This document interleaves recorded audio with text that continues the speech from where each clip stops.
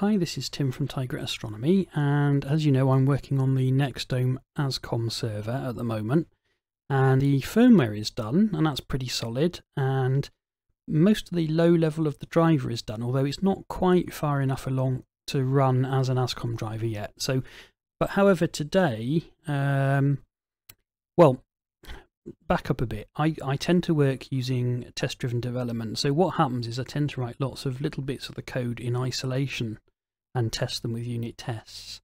And then at some point there's enough of these little units of code that they start getting hooked together, and suddenly the whole thing starts to light up and work. And I've kind of had a step towards that today.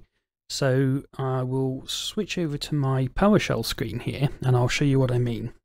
So in PowerShell, we can just add .NET types into PowerShell and use them. It's really powerful. So we can just add this type, which is a little test harness that I've spun up, which allows me to wire up all the various bits of the driver in a sort of loose test framework to allow them to run.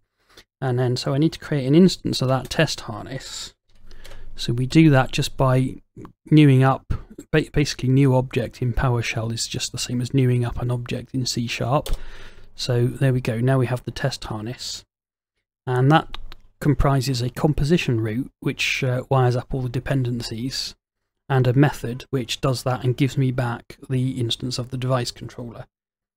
So we can get an instance of the device controller using the test harness, and away it goes, and we've got our first debug output. So this line here is diagnostic output, and this tells us that the composition route has begun a new session.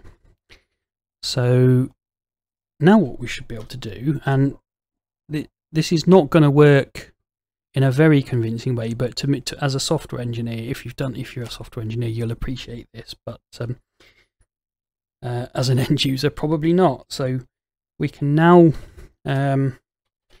well, we can look at our device and see what properties and methods it has, for example, and there they all are. So here you can see things that are using DOME type language, such as open shutter and so on.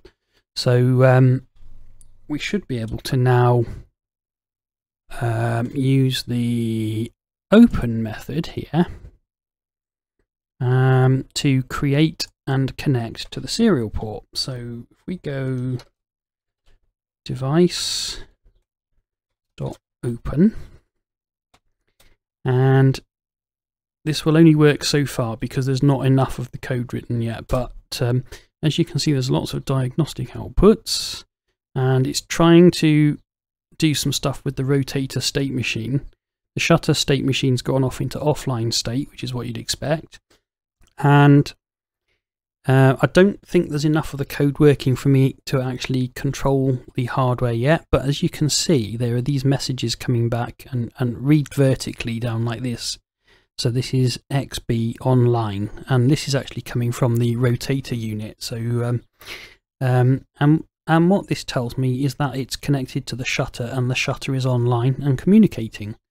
So these messages come out every few seconds. That will be a carriage return line feed at the end there.